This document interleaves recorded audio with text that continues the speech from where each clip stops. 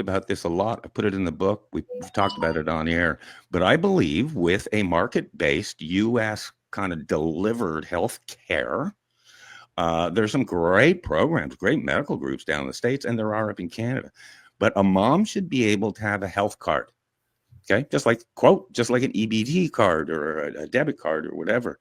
She should be able to have a health card, and it be a direct pay system. If there's any funding from the federal government, or in this case, Ottawa, hopefully not Ottawa, but if there's funding, that's delivered directly to the parents, the family, and they have their card, and they can choose what care, what delivery between providers. It's where competition gets into play, and that's where you get your 24-hour MRIs. But they should be able to go and have 3 or 4 different even providers depending on their kids.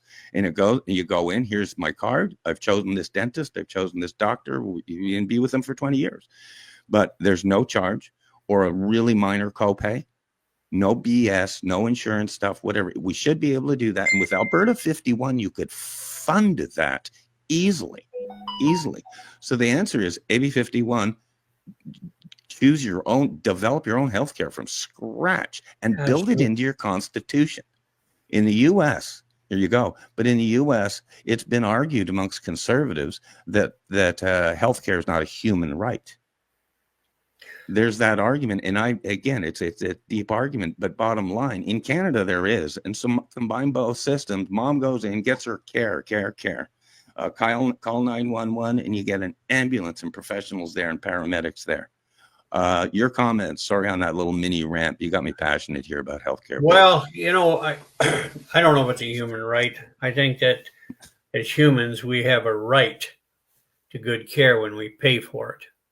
That's the problem. We're paying a lot of money for good care, and because we're paying for it, we have a right to it. But here's how bad things are for Alberta, for instance. And you're right, Alberta 51 would have the greatest healthcare system in the world, and Albertans wouldn't have to be taxed to death to get it.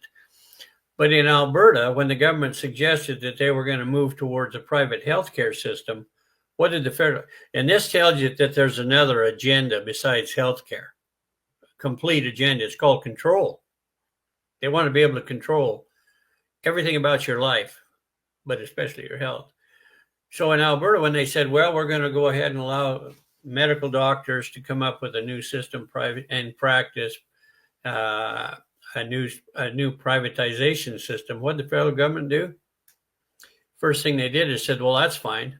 Then we're not going to pay for any of the Alberta health care that comes from Ottawa.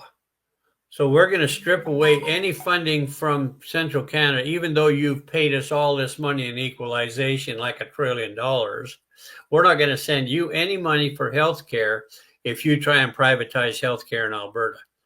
I mean, that's all you have to know is there's another agenda besides healthcare, because the privatized healthcare in Alberta would have given a modern, updated care system to the people of Alberta, and yet they were deprived that.